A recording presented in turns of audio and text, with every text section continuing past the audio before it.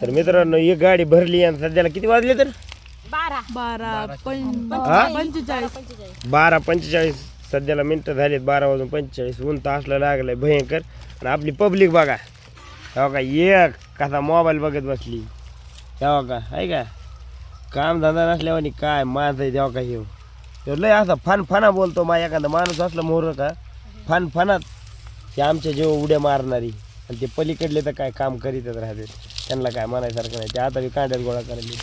ती गब्बस आहे आणि असं मारती खरं सांगितलं. आता ह्याला काय मारा ह्याचा टाकला डोळा